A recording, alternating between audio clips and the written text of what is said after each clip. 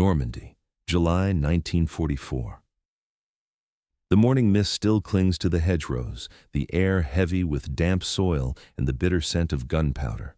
Through the optics of a Panther tank, a German gunner steadies his aim. The order is whispered, the round is loaded, and with a thunderclap the cannon fires. The shell tears into the hull of an American Sherman. For 3 long seconds, the German crew knows exactly what comes next. A fireball, a funeral pyre, another Sherman consumed in flames, its crew lost forever. That is what the manuals promised, what they had seen in Africa and Russia, but this time it does not happen. Instead, the Sherman shudders, smoke seeps from its armor, and then its turret moves. Slowly, deliberately, its gun swings back. The Panther crew stares in disbelief. The fire they expected never comes. And in that silence, the battlefield itself begins to change. For nearly 2 years, the Sherman carried a cruel reputation. In North Africa, British crews nicknamed it the Ronson, after the cigarette lighter that promised to ignite first time, every time. American tankers gave it an even darker name, the Tommy Cooker. To them, it was not just a machine of war, but a steel coffin waiting to burst into fire. At Kasserine Pass in February 1943, that reputation was sealed in terror. Out of 300 Shermans that rolled into battle, nearly 200 were reduced to charred wrecks. Flames roared through turrets, ammunition cooked off in seconds, and terrified crews clawed for escape as their tanks became furnaces. To a young tanker, death by a shell was one thing. Death by fire was something far worse. For the German army, this weakness became doctrine. Training manuals marked the exact spots on the Sherman's armor where one shot could all but guarantee an inferno. Gunners were told with confidence, "Hit here, and it will burn." And for a time they were right, but somewhere far from the desert, in the quiet workshops of Detroit and at the proving grounds of Aberdeen, a different battle was being fought. Engineers sifted through wreckage, studied scorched steel, and asked a simple, brutal question. How do we stop our men from burning alive? The answer, when it finally came, was neither glamorous nor loud. It was not a bigger gun, nor thicker armor. It was a few dozen gallons of clear liquid, sealed in steel bins hidden beneath the crew's feet. The system was called wet stowage. To the Germans, nothing looked different. The silhouette was the same. The sound of the engine was the same. But on battlefields from Normandy to Lorraine, from the Ardennes to the Rhine, the difference would be life itself. This is the story of how the Sherman Tank shed its curse, how silence replaced fire, and how a quiet, unseen innovation helped turn the tide of World War II. The American Sherman was never meant to inspire fear among its own crews. When it rolled out of Detroit's factories in 1942, it embodied the industrial might of the United States. It was reliable. It could be mass-produced in the thousands. It could cross rivers and mud fields where heavier tanks bogged down. And above all, it was ready when the nation needed it most. But to the men who rode inside, there was a darker truth. When the Sherman was hit, it burned. In the deserts of North Africa, this truth became impossible to ignore. At the Battle of Kasserine Pass in February 1943, American armored units entered combat with confidence. 300 Sherman tanks rolled into the valley, their engines roaring under the scorching African sun. By the time the battle ended, 183 had been reduced to wrecks. Most of them were not simply knocked out. They had burned. The aftermath was gruesome. Columns of black smoke rose from destroyed Shermans, staining the desert sky. Survivors who crawled from wrecks remembered the sound most vividly, the shriek of metal as a German round punched through, followed by a blinding flash and then a roar as flames devoured the interior. Within seconds, the inside of a Sherman could become a furnace, climbing past 1,000 degrees. Escape was not measured in minutes, but in heartbeats. British tankers gave the Sherman its first infamous nickname, the Ronson. Just like the cigarette lighter advertised to ignite on the first try, the Sherman seemed to ignite every time it was struck.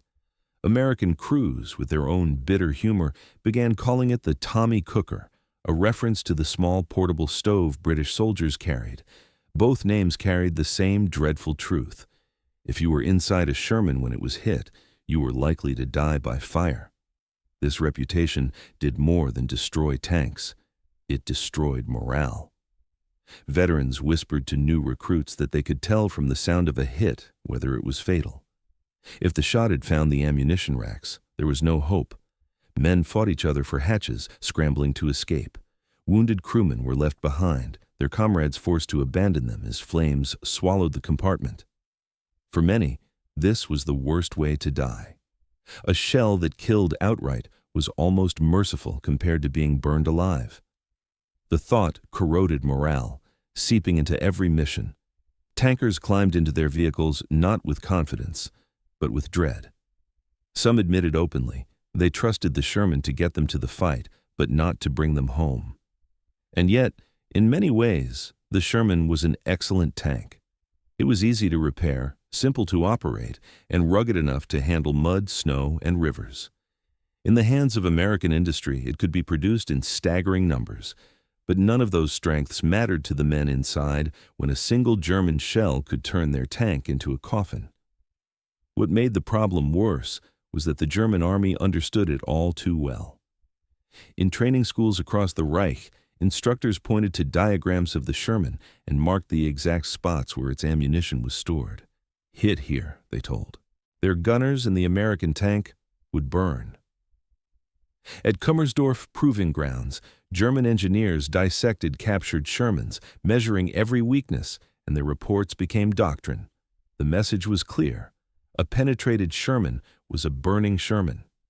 But as American engineers back home studied wrecks shipped from Tunisia, they began to notice something strange. In many burned-out Shermans, the fuel tanks were still intact. The engines were scorched, but not exploded. The fires had not started in the rear where gasoline was stored. Instead, they had started inside the crew compartment itself. The real killer was not fuel. It was ammunition.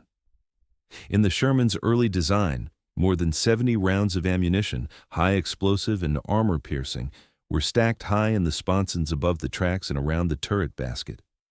It was convenient for loaders, but it was a death sentence in combat. When a German round slammed into the Sherman, even if it did not punch clean through, the sheer force of the impact sent shards of hot steel flying from the inside of the armor. This phenomenon, known as spalling, was like a grenade exploding inside the tank. One fragment of spall was enough. If it struck a brass shell casing, it could ignite the powder within. That one shell would ignite another and then another, setting off a chain reaction. In an instant, the Sherman became a volcano. Veterans remembered it with horror. They spoke of the sound of the first pop, like a match struck in a dark room, followed by a blinding flash as the compartment filled with fire. Oxygen vanished. Paint blistered from the walls. Men clawed at hatch handles so hot they burned flesh from their hands. Within 3 seconds, the tank was a death trap. Statistical studies confirmed what the soldiers already knew. British researchers found that nearly 2/3 of penetrated Shermans in North Africa burned. American reports were even worse. Some battles saw 4 out of 5 Shermans erupt in flames when hit. The numbers were devastating. A single afternoon could gut an entire armored division, not just because tanks were destroyed, but because crews never returned. And unlike machines, experienced crews could not be replaced overnight. This was the curse of the Sherman in 1942 and 1943. It was not its gun, nor its armor, nor even its gasoline engine that doomed it. It was the way it carried its ammunition, close, exposed, and deadly. Until that curse was broken, every Sherman crew knew that when the hatch clanged shut, they might already be sitting in their own coffin. The nightmare of fire was not only physical, it was deeply psychological. Tankers were young men, many barely out of high school, who had been trained to trust their equipment. They were told the Sherman was dependable, and in many ways it was.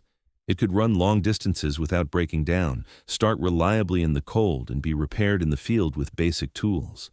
But none of that mattered when the Yara whisper passed from veteran to recruit. If we are hit, we burn. This rumor became a truth in the minds of crews. Before every battle, men would look at the rows of ammunition stacked beside them and wonder if they were staring at their own gravestone. Some would scratch names into the brass casings, gallows humor in the face of terror. Others kept silent, the fear unspoken, but always present. German soldiers picked up on this reputation as well. They called the Sherman the coffin for 5 brothers. The phrase spread quickly, whispered across the lines. The Germans understood that their firepower was not only killing tanks, it was destroying American morale. At the tactical level, this weakness shaped the battlefield itself. German anti-tank gunners learned to wait for the perfect shot, not just to destroy a Sherman, but to ignite it. Crews were trained at Kummersdorf proving grounds, where captured American tanks were dissected like corpses on a slab. Detailed diagrams marked the racks of ammunition above the tracks. Firing ranges painted red boxes on Sherman silhouettes, showing exactly where to aim. To a German gunner, it became second nature. One round in the right place, and the tank would erupt. And when it happened, the results were terrifying. Survivors recalled hearing the scream of comrades trapped inside, the banging of fists against jammed hatches, and then nothing but fire. Even those who managed to escape carried scars for life. Burns blackened their skin, and worse, the memory of fire seared into their minds. Some refused to re-enter tanks, broken more by fear than by injury. The statistics were undeniable. American studies in 1943 revealed that as many as 4 out of 5 Shermans penetrated by German shells were destroyed not by the impact itself, but by fire that followed. A hit did not just disable a tank, it consumed it. This created a vicious cycle. The more Shermans burned, the more crews feared them. The more crews feared them, the less aggressively they fought. And as American confidence faltered, German confidence soared. For the Wehrmacht, this was an equation they believed would never change. But in Washington and Detroit, officers and engineers were reading the same casualty reports. The numbers were not just statistics, they were death sentences. Every burned-out hull carried with it the lives of 5 men. Commanders asked themselves a brutal question: how can we keep sending men into battle, knowing that their tanks will betray them in fire? The Ordnance Department faced relentless pressure. Factories were producing Shermans in staggering numbers, tens of thousands by war's end, but each one carried the same fatal flaw. Stopping production to redesign the tank seemed unthinkable. Yet continuing production meant continuing to send crews into flaming coffins. It was a dilemma that weighed heavily on both engineers and generals. In the field, soldiers tried their own desperate solutions. Some units stored fewer shells inside their tanks, reducing the risk of fire but also reducing their ability to fight. Others stacked ammunition outside the armor, lashed to the hull. Better to risk losing shells to enemy fire than to be roasted alive if they cooked off inside. These were not solutions, but signs of desperation. The truth was that the Sherman's greatest strength, its ability to deliver steady, reliable firepower, was also its greatest weakness. To be effective, it had to carry dozens of shells close at hand, and those shells were the tinderbox waiting to ignite. By late 1943, it became clear the problem was not gasoline. The problem was ammunition. German shells caused spalling, fragments of hot steel shearing off the inside of the armor. These fragments acted like miniature bullets, ricocheting across the crew compartment. One shard was enough to strike a shell casing, setting off the powder within. From there, the chain reaction was inevitable. Veterans remembered the sound vividly. The first spark was like the hiss of a match in a darkened room. Then, in a blink, the entire interior flashed with unbearable heat. Men had 3 seconds, no more, to escape before fire engulfed them. And most did not make it. This was the curse of the Sherman in its early years. A machine designed to be the workhorse of the Allied armies turned into a weapon that terrified its own crews. The reputation spread like smoke across battlefields, from Tunisia to Sicily to Italy. Crews spoke openly of their dread. Letters home carried grim humor about riding in a lighter.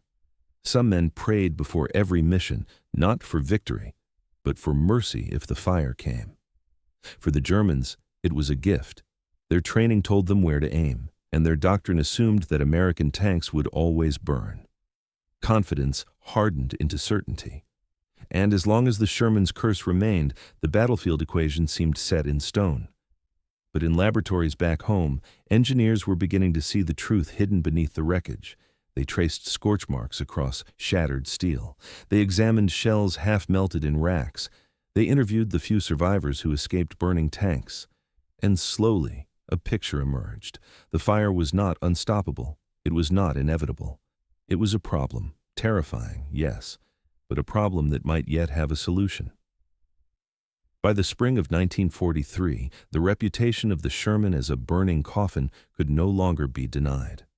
Reports from Tunisia piled up on desks in Washington and Detroit, each filled with grim statistics. Tanks penetrated, crews lost, vehicles burned beyond repair.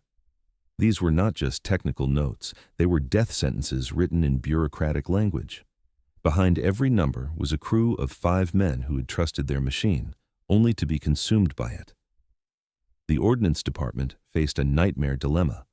American industry was producing Shermans in staggering numbers, thousands each month, pouring off assembly lines at Fisher in Michigan, Press Steel Car in Pennsylvania, and other factories across the Midwest.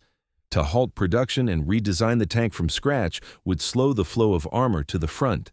Yet, to keep building them as they were meant condemning more crews to fiery deaths. At Aberdeen Proving Ground in Maryland, engineers turned the battlefield into a laboratory. Burned-out Shermans were shipped back across the Atlantic, their twisted hulks laid out like corpses on an autopsy table. Technicians crawled through charred interiors, tracing scorch marks with chalk, measuring the paths of flame. They marked where steel had spalled, where fragments had ricocheted, where powder charges had ignited. Survivors were interviewed, their voices flat and haunted. One loader recalled, "We had 3 seconds. The hatch jammed. He never made it out." The evidence all pointed in the same direction. The Sherman's true killer was its ammunition storage. 70 or more shells were stacked in racks along the sides of the hull, above the tracks and around the turret basket. Convenient for the loader, but perfectly placed for German gunners trained to aim at those exact spots. When Spall tore into those racks, one shell ignited another, and in seconds, the crew compartment became a furnace. The engineers tried everything. At first, they added armor plates over the racks, hoping to shield the shells. Tests showed the armor slowed fragments, but not enough. A single shard of steel could still rip through, still touch off powder. Next, they experimented with protective sleeves, rubberized covers to insulate each shell. Under fire, they melted like paper. Blast doors were tried too, but once hit, they jammed shut, trapping ammunition inside useless compartments. Each clever solution collapsed under the violence of German 75s and 88s. At Aberdeen, the frustration was palpable. Engineers would spend weeks designing a fix only to watch it fail in a matter of seconds under live fire tests. One report carried a single bitter word scrawled across its cover: useless. Men slammed fists on desks, cursed under their breath, and lit endless cigarettes in the dim light of the proving ground hangars. The monster was not outside the tank. It was already inside, carried with every round of ammunition. Meanwhile, production could not stop. Factories worked around the clock, sparks flying from welders, assembly lines clanging with the rhythm of war. Tanks had to keep rolling out, even if flawed, because the war waited for no one. In Detroit, managers and engineers worked in shifts, 24 hours a day, searching for an answer even as trains of Shermans departed for the docks. Each day lost meant more men burning in North Africa and Italy. Desperation breeds invention, and in that crucible of failure, a radical idea emerged. What if the answer was not more armor at all? What if the solution was not in steel, but in something far more basic: water? The story has become legend in the halls of Aberdeen. A DuPont chemical consultant, tired of watching one fix after another fail, dipped his finger into a bucket of water and said simply, "Fire cannot live in this." At first, the idea sounded absurd. The others laughed. After months of experiments with alloys and plates, the suggestion of drowning the problem seemed almost insulting. But then the laughter stopped, because the more they thought about it, the less absurd it seemed. What if ammunition could be stored inside liquid jackets? What if every shell sat in its own cocoon of water, so that even if a fragment of spall pierced the casing, the heat would be quenched before fire could spread? Instead of trying to cage the fire with steel, why not deny it oxygen altogether? The concept was christened wet stowage. Within weeks, prototypes were built. Engineers designed double-walled bins with inner compartments for the shells and outer cavities filled with liquid. They shifted the racks down into the hull floor beneath the turret basket, lower, harder to hit, and safer for the crew. When the first mock-ups were ready, the tests were brutal. Captured German 75 and 88 mm guns were loaded, their barrels aimed at Sherman hulls packed with ammunition. High-speed cameras rolled as the firing began.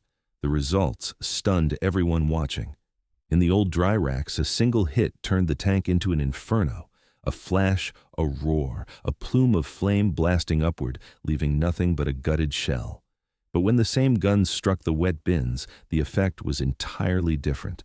A hiss, a puff of smoke, then silence. The powder refused to ignite. The chain reaction that had doomed countless crews simply did not happen. The room went silent. After 2 years of failure, the impossible had happened. A Sherman could be hit and not erupt in fire. But problems remained. Plain water froze in European winters. It corroded brass casings. Stagnant, it bred bacteria. What worked in a test hangar in Maryland might fail on a battlefield in Belgium. Chemists went back to work, experimenting with mixtures of ethylene glycol and other compounds. Finally, they developed a specialized solution, Amidamp. It would not freeze until -40 degrees. It resisted corrosion, it killed bacteria, and most importantly, it smothered fire. Each Sherman with wet stowage would carry nearly 40 gallons of this clear liquid, wrapped invisibly around its ammunition. The weight was a few hundred pounds more, but the trade was beyond calculation. The system did not make the Sherman's armor thicker, nor its guns stronger. What it bought was something far more valuable: time. Time to breathe, time to reload, time to fight back. The next challenge was not chemistry, it was industry. How could America redesign the Sherman without stopping production for even a single day? Normally, a change this radical would halt factories for months, but war did not allow for delays. Fisher, at Press Steel Car and at other arsenals, managers orchestrated a miracle. Welding jigs were rebuilt, stamping dies recut, turret baskets reshaped, all while the lines kept moving. One day, a Sherman rolled out with old dry racks. The next day, another rolled out with wet stowage. To the soldiers who would crew them, the difference was invisible. To the enemy, it would be unthinkable. And secrecy was absolute. German intelligence scoured reports, interrogated prisoners, and studied silhouettes. They saw no difference. There was no pause in production, no gap in deliveries, no visible change to the tanks on the battlefield. To the Wehrmacht, the Sherman of 1944 looked exactly like the Sherman of 1943.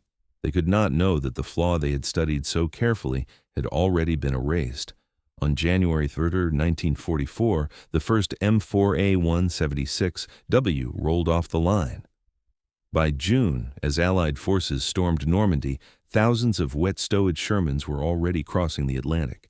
To the crews inside, many did not even realize their odds of survival had just quadrupled. To the Germans, nothing seemed different.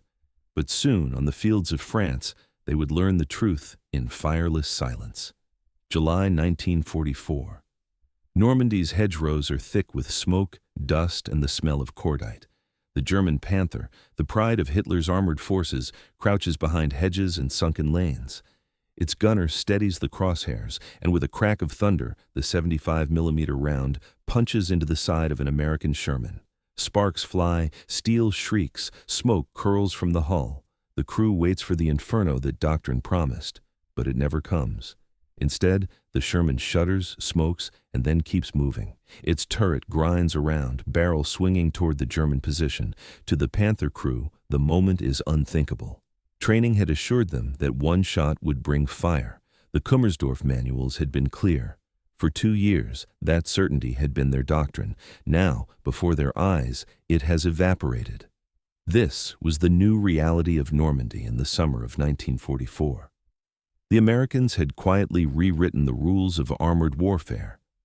With wet stowage inside their hulls, Shermans no longer ignited at the terrifying rates of Africa and Italy. Penetrations that once meant certain death now often left crews shaken but alive. Tanks once written off as losses now limped back to recovery depots, patched with fresh plates, fitted with new tracks, and returned to battle. For the Germans, this was a disaster hidden in plain sight. Operation Cobra, launched in late July near Saint-Lô, was intended to break the stalemate in Normandy. Before it began, the Luftwaffe and the Wehrmacht braced themselves with confidence. Panthers and Panzer IVs were dug into ambush positions. Range cards marked the exact weak points of the Sherman. German commanders expected the battlefield to be littered with flaming hulks. Instead, they were stunned to watch American armor absorb.